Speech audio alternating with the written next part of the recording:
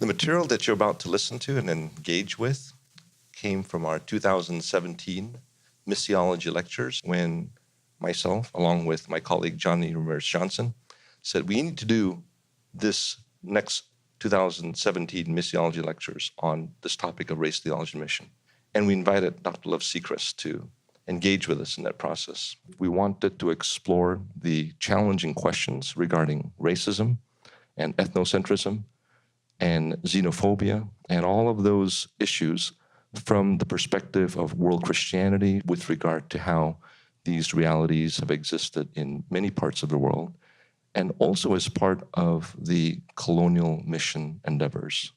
It is fascinating to think that the realities we were talking about are not the experiences of one individual or even one society. We're talking about whiteness as a way of defining the world.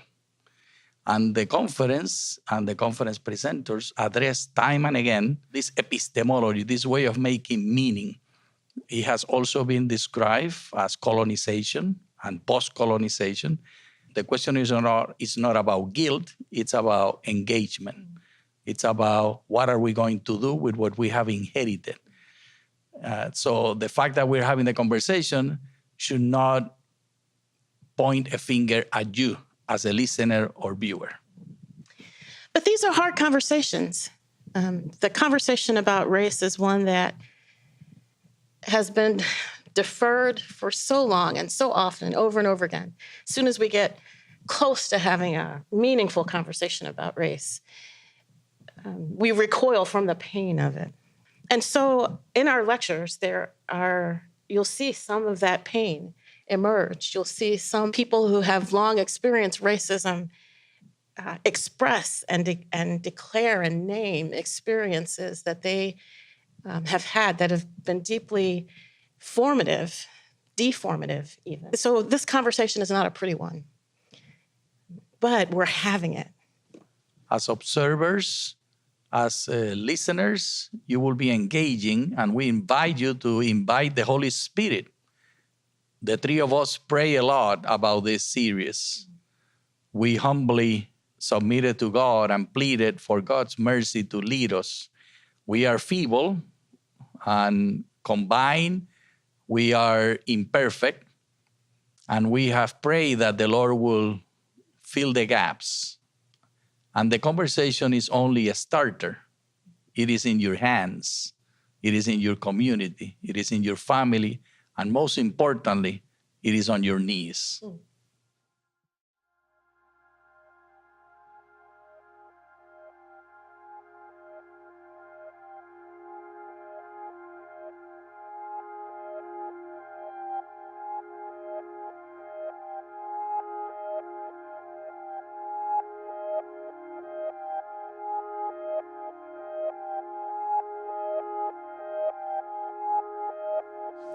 Friends, to all of you, vanakkam. It is so good to be here. Thank you for the conference team for giving me this opportunity. So once again, my gratitude to Fuller, the institution that I very much respect very highly, and had the opportunity to be an adjunct professor here for some time. So I really rejoice to be back. But I bring to you this time greetings from Liverpool Hope University in England. It is a Christian foundation in the vast desert of European secularism, you can imagine. But we are delighted to have an institution with fundamental Christian values. And we emphasize beauty, goodness, justice, and search for truth. Search for truth is, by the way, our word for study and research, searching for the truth. I am delighted to be here with you and share with you some of the ideas and realities, facts from history on the theme Christian Debates on Race, Theology, Mission in India. So before we delve into it, I would say it is primarily based on South India. Tamil is my mother tongue. Tamil Nadu is the place where I grew up, where the whole drama takes place among Christians and non-Christians, Hindu, and people of different religious persuasion. That's number one. Second, we are going to see how the Jesuits interacted with race first, because they were the first in missionary undertaking. Second, we are going to see how the Lutherans were doing it. That will be the next point, the third point. And the final one will be how the Anglicans responded to the Lutherans and to others. And the last one will be where do we stay at present. So these are the key elements: South India, Jesuit interactions, Lutheran interactions, and Anglican interactions. Where do we stay now? So that is roughly the points that I will be sharing with you. The drama of Christian interaction with people of other faiths happened in the year 1706 for our purpose in a place called Tarangambadi or Tranquebar in the European languages. And these people had a lot to learn from the Jesuits who had gone before them. That's why I just put 1548. That is Hendrix Henricus, and how he came to South India and began to interact with the Indian systems of social stratification, which we call incorrectly caste. But we will deal with that more fully. There are Sanskrit terms and there are Tamil words for that to tell. So I use the word Indic terms for caste. The word for caste is a Portuguese word. I am not describing its origin in our context. And it has to do with blood relationship. And it has to do with social stratification. So like every other society, Indian society also had its own social stratifications, beginning with the priests on the top as custodians of knowledge and professional skills, and people who are rendering manual labor at the bottom, and everything in between. So this is a system that has a history of over 5,000 years, if you can think, very long history. And Christians are not the first people to oppose it. The Buddhists were the first ones to oppose this one around the 6th century BCE, before Christ. And they did not succeed completely. And then came the Muslims in the 7th century, and they tried. Okay, now I will stop, and to the general one, go to the theme. And finally, it is a Christian chants, and we are going to deal with the Christian chants as such. So what are the Indic terms? We are going to see two basic terms. One is varna. Can you tell that with me? Varna, because we are going to hear that again and again. Varna means color. That is the basic word. But as intellectuals, they have given a lot of other meanings. They can have social category, social stratification, this and that. These are all decorative words. But the primary word is simply color. Color. The next one is jati. Can you also tell that with me?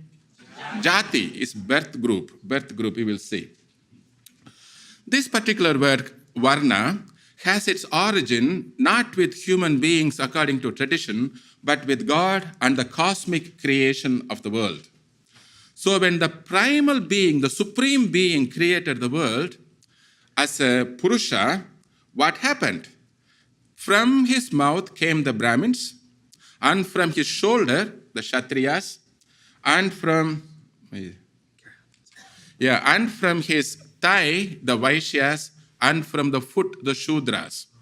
So these are the fourfold. So according to the Sanskrit tradition, people are created unequal. Maybe it's very much against your American Constitution, where it tells they are born equal. But America is in any way a young nation. Isn't it? It's true. It's true. But this old tradition goes to religion, goes to creation itself. So human beings are created unequal. What does that mean? It means people who are not included into this fourfold system have to fight all along. So ever since that psalm was written in Rig Veda, probably around 1200 BCE, there are you can say, struggles in the Indian subcontinent. What are the benefits of this kind of Vedas? You will see very quickly. Ways of protecting professional knowledge and skills in every aspect of life. Opportunities to get education, wealth, social mobility, fame, only for particular type of people. And creating and benefiting from the fear of karma and reincarnation of souls. They will tell, if you attempt to do anything apart from what the scriptures tell, woe to you, you will be born like a worm or a dust or a devil. So the best thing is you keep to your tradition. Even if it is imperfect, even if you are unqualified to do it, just perform it. Otherwise, you will end up in trouble. So anybody who is going to bring destabilization to this system is going to be dealt with very harshly, very harshly.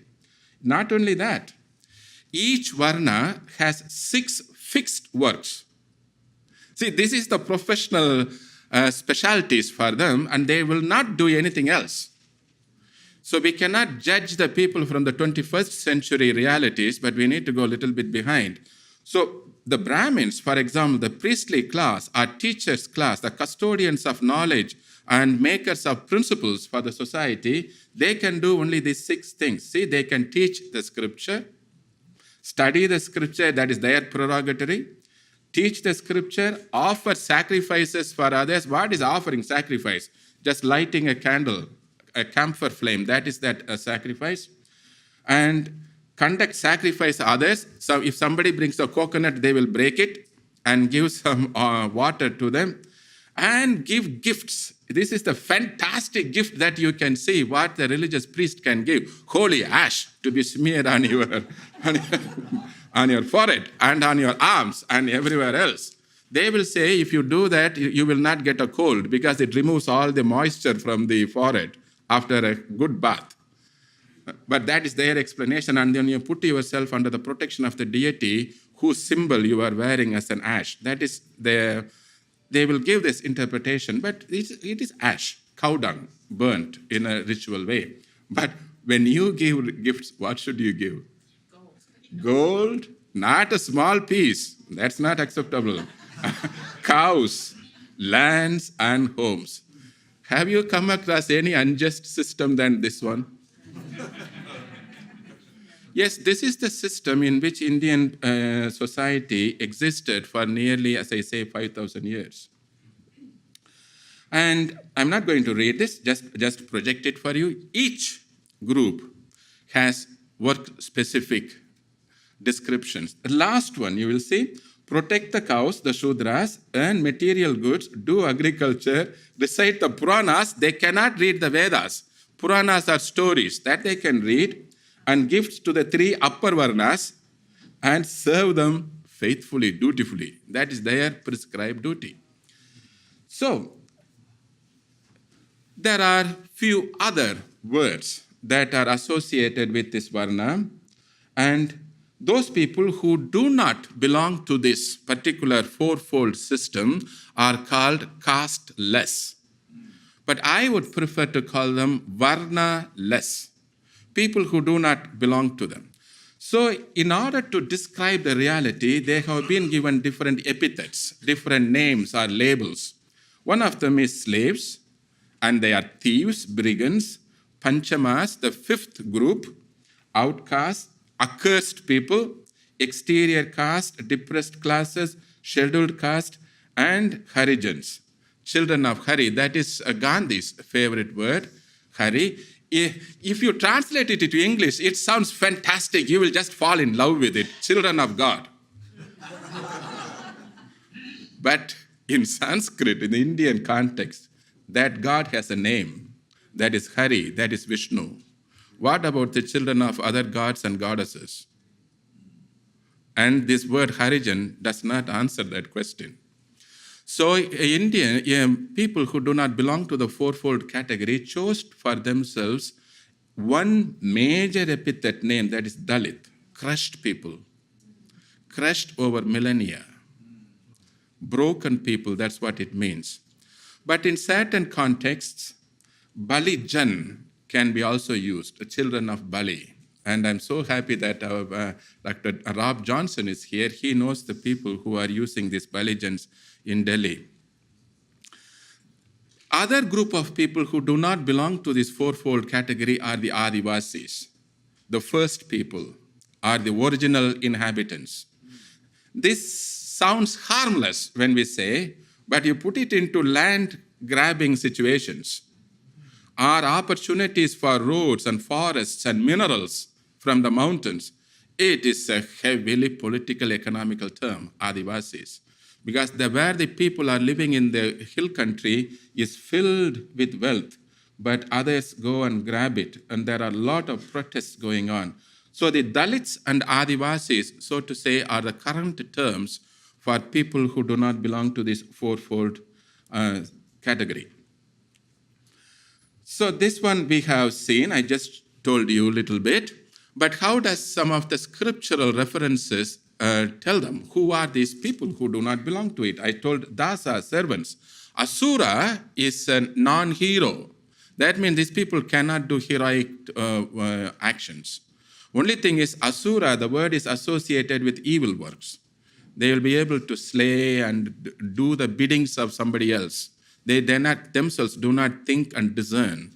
Asura, usually it is used in an army context, in a fighting context. And accursed people, Chandalas, the word Milecha can be for Buddhists, for Jains, for foreigners, non-Indians, and anybody, it can be. And devils and demons, Rakshasas, and monkey, Anumar. These all can mean people. So the new way of interpreting Sanskrit literature follows some of these categories. Other words are plenty we have for caste. That's why when we say about the race system, it becomes very complex. One is Inam, that's the word. Gotra is a place where the cows go, because here you have the cows on the farm, then no problem. But in our place, they wander everywhere. But finally, they come to their house for drinking water and having some grass or fodder. Gotra, that's the place where you all gather ultimately. Vamsha is an unbroken families with unbroken lineage. Kula with common ancestors. So here, for example, the woman is married into the kula of the husband. Kudi is the family as a single unit, but usually it can also stand for a village, but with distinct histories, customs, and rites of passage. Kudumbam is a household along with servants, parents, servants, children, with the common grandparents and properties. So these are some of the terms and ideas that have been dominating in the Indian context for race-related questions. So the race, as we say, is not merely an ideology, as we have been studying here, but has to do with the living realities of people. And when we say here, it's about 1/5 of the Indian population, so 20%. So there are two ways Christians have understood this particular one. Many of them said it is a social institution. People who have, that is missionaries or Christians who have come from a wealthy background, aristocratic background, they usually tended to look at the caste system as a social institution, and you cannot do away with it fully. Make adjustments. Don't give up untouchability, but you need to keep your dignity, identity, sense of belonging, which the word varna or jati confers. So that is one way of looking at it, social institution. Others said nothing, not at all. It is a religious institution. That is the Protestant view. It's a religious one incompatible with the gospel of Christ, particularly with the creation story, redemption story, and the future eschatology where we will be together. And in the meantime, Galatians 3:28, in Christ all are equal, male, female, slave or not slave, everybody is equal. That's the second idea. So religious institution, incompatibility. So the whole discussion in the Indian context will move between these two extremes. Is the caste, so to say, varna, a social institution or a religious institution? So the Jesuits were, when they were engaging in missionary work, it is the seafaring people who embraced their faith. Not necessarily for the sake of Christian values first, they discovered it later on and appropriated it very critically and used it for their own ends, but in a very creative way. But originally, they wanted military protection against exploitation by some Arab and other Middle Eastern people who were doing business, particularly pearl diving. So Christians, other people said, entered into a different kulam. Kulam, as I said, is a family, another word for caste. So it's a derogatory word. Christians have entered. You cannot change your caste. It's impossible. You are born into it. But they said the conversion puts you into another kula. That means you lose your whole ancestry. Your whole history is wiped out. And it's not a good thing. So that this is the accusation which they leveled against De Nobili, Roberto De Nobili, and they used Christians are Parangis, Franks are the Crusaders. Don't relate with them. They are cruel people. So this was the popular perception over a long time. But the Jesuit missionaries, as they were very good in adaptation, they tried to redress this kind of accusations over a long period of time and entered into dialogue, accommodation. And their achievement, so to say, was the big achievement is their theological words, the words coining theological words. There are several people who have done this accommodation, but the greatest person is Roberto De Nobili, an Italian, a Jesuit, who was through and through for the Trinitarian, the Theology of Trent, Council of Trent during the Catholic Reformation period. And he comes there fully aware of Lutheran Reformation, the Protestant Reformation in northern part of Europe, and comes to with all vigor and works in South India, particularly in a city called Temple City, Madurai. He asks the first question, why are the custodians of knowledge are not in this congregation? Where are they? Why Christianity is not appealing to them? In other words, it's a socio-religious question. The person who was before him was a soldier turned into be a pastor, and most of the members were selling dry fish. Then you can smell the dry fish from long away, and the vegetarians won't come near it. So he adopts, so to say, vegetarian meal, and then accepts the dress of a priest.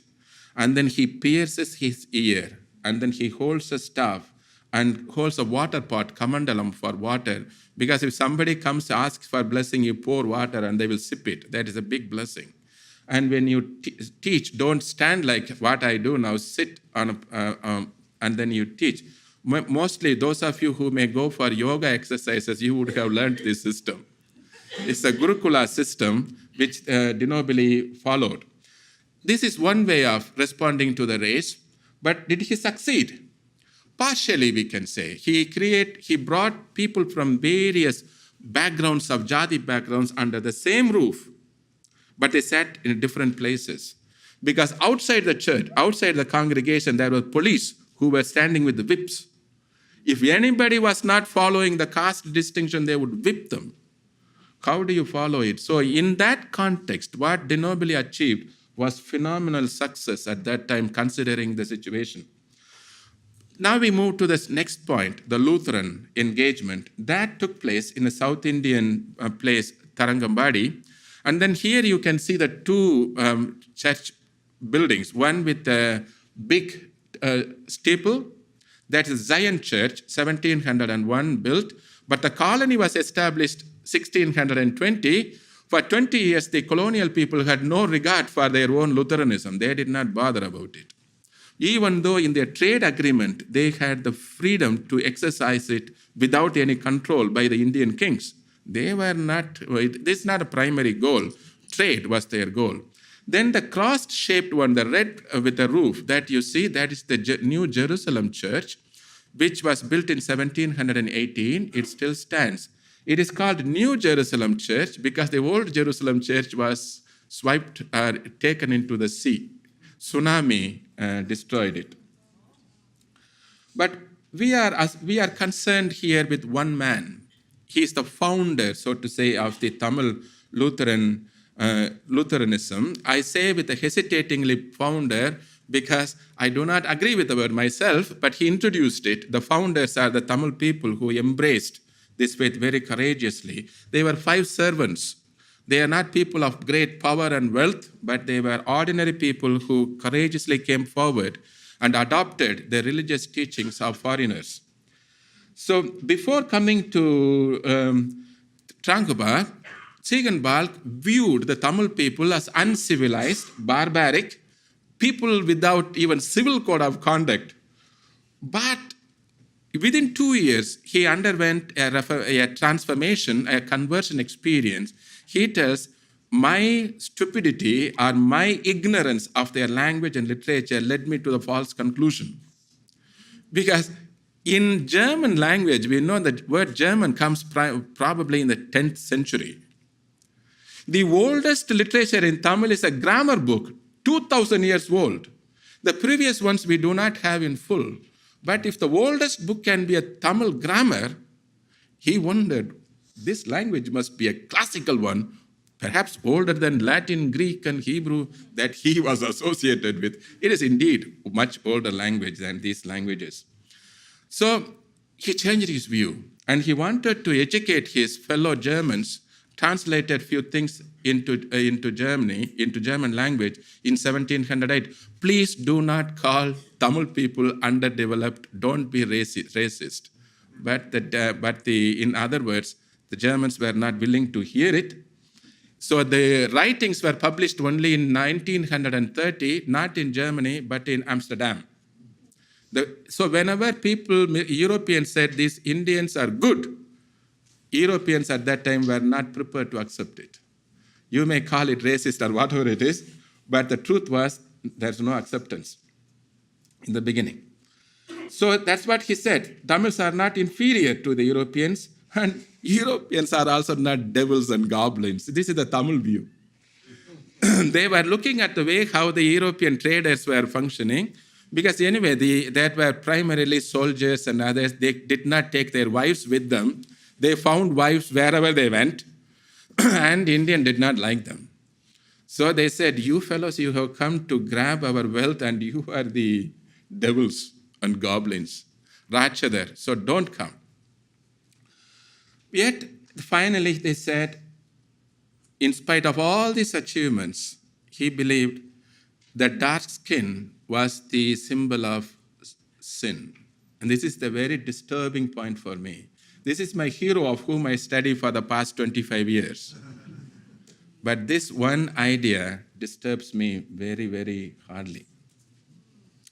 Jati, he considered it as superstition and species, and he quoted several Tamil people, Tamil poets, to oppose this view. The second man who was dealing with this kind of racist prejudices was Benjamin Schulze, and he said, please do not ascribe theological reason for the sin complexion. It is due to work and exposure to hot sun. That's Benjamin Schulze. It's a fantastic idea, I thought. People in North Tamil country are not dark, only in the southern part. And a few years later, another person came. See, he is the first doctor of theology who came to India as a missionary. And he got his doctorate in Hebrew language. So very good in Tamil language. But as a lover of Hebrew and the Hebrew scriptures and the 12 tribes of Israel, he said Jadi should be considered as a tribe. So allow it.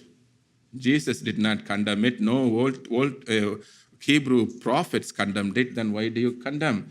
But particularly in a place when Christianity, Lutheranism moved into capital cities, where people of power and status began to embrace it. They demanded it. So in 1733, a miracle happened. In this context, the first Tamil Lutheran was ordained as a minister. But the Europeans, particularly the Germans, had difficulty to accept this fact. How can you shake hand with a person who just became a Christian and considers him equal as a clergy? as the best of the best in their society. Oh no, they found difficulty. So who was the one who tried to fight against it? Was the person whose name you find, Konrad Daniel Kleinknecht. He was a pastor, but a friend of a missionary who went to India. And as a friend, they wrote letters, exchanged letters. So this personal correspondence somehow brought down the prejudices, and he wrote this book. And nowadays we have a lot of exchange pastors. It takes time, but it is not impossible in this case. Now Germany and Indians, there are a lot of associations. Christian Friedrich Schwarz is another person who is acclaimed as the greatest missionary, but he believed as long as you are not eating beef, you may be welcome to participate in the Holy Communion, because the lips touch, and that is a big trouble for you. You cannot accept Holy Communion from somebody who eats beef. But he said a proverb, at the gate of heaven, there is no difference between a prince and a street sweeper. If that is the case, don't fight over it here on earth. The Anglicans had a little bit of different opinion. See, the Anglicans, they said, we do not want to have caste distinction in this country, in these churches, and beginning with Bishop Daniel Wilson, who in his own parish in London began to fight against inequalities. And it is the time when he came, he knew very well the abolition of African slavery and also complete African slave trade in the 1840s. So he began to translate that ideas into Indian context and had its repercussions afterwards.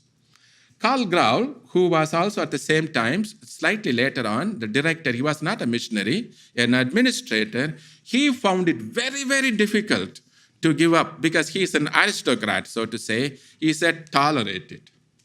Don't bang it. Don't abolish it at that time. But his own subordinate, his own employee is Christopher Ox. He said, nothing doing. We need to go and found a church that does not give any importance to any idea of caste. So the Arcot Lutheran Church supposedly should be a caste-less church, but in reality, they became a church of one caste. That's how they are existing even now. So he quotes, I'll come to a conclusion very soon. So he quotes, for example, not from the Bible in order to fight against this caste, from an old Sivavakyam, and Sivavakyam is this one. So Jadi, you read the English one, I read Tamil one. Jadiyavadu yedada, jalam thirinda neerada, பூவனங்கள் ஓர்த்தால் பூதம் ஐந்தும் ஒன்றல்லோ கடிவழி கரைக்கம்பி படக்கம் பொன் ஒன்றல்லோ ஜாதி பேதம் ஓதுகின்ற தன்மை என்ன தன்மையோ? What is the use of resisting on this particular type of caste? Then he goes on to Tirukural, is one of the holy scriptures of the Tamil people, and he tells, அன்பின் வலியது உயர்நிலை அக்தறிவன்று என்புதோல் போர்த்த உடம்பு. A people who cannot accept people as equals, their body is just like a skeleton covered with skin, useless, he tells. But in the course of time, see, this is the man whom I say Mahatma. Yeah, other people put that title to others. I don't do that. So Mahatma Jyotirao Phule, he was the first person to use the word Dalit and began to give them credibility. In 1936, in the 20th century, we have come to the close, the scheduled caste order was issued. No Indian Christian shall be deemed to be a member of a scheduled caste.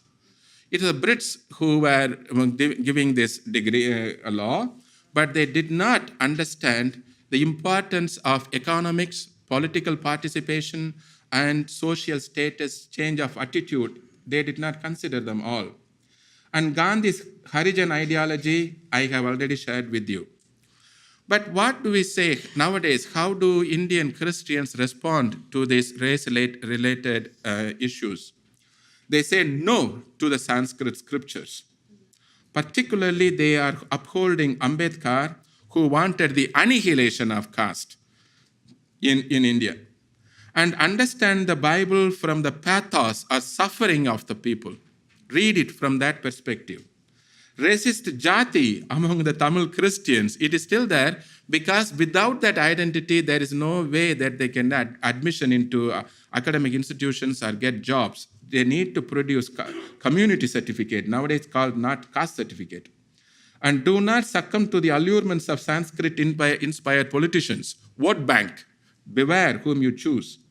And learn from fellow Tamils who opposed racism. So there is one person whose song I would like to read and stop, the fellow Tamil. And that person is Bharadiyar, and he fantastic read. He said, in our house, there was a white cat, and it gave 5 kittens. One of the color is very, very white like milk. The another one is very, very dark like clay. The another one was like a snake color, but they are all children of the same mother. Their colors may be different, but in substance they are the same. If that is the case among animals, why do you degrade yourself less than animals? Don't do that. This song he put it Murasu. Murasu is drum. Drum, you drum it. Tell very, very widely. Sambal niramoru katti, karam sand niramoru kutti, pambu niramoru kutti, vellai pali niramoru kutti. எந்த நிறம் இருந்தாலும் அவை யாவும் ஒரே தரம் அன்றோ, இந்த நிறம் சிறிதென்றும் இந்த ஏற்றம் என்றும் சொல்லலாமோ, வண்ணங்கள் வேற்றுமைப்பட்டால் மாந்தர் வேற்றுமை இல்லை. Their colors may be different, but people are not different. At the heart of heart, they are same. So this is a word, and then I would like to conclude with an ancient Tamil saying. It tells, I would also request you to say that with me. Yadum ure yavarum kelir. Can you tell that with me? And then I'll tell the meaning. Yadum ure yavarum kelir. Ur is my native place. Everywhere is my native place. In other words, I am a global citizen. And yavarum kelir. Everybody is my blood relatives. Everybody is blood relatives. It is told by an astrologer 2,000 years ago. So the ideals are there, but how do we execute them? That has been the theme of my consideration. Shall we once again say this word? Yadum ure yavarum kelir. Yavarum kelir. We are global citizens. Everybody is my relative. Citizens, and everybody is my relative. And God bless you. Thank you very much.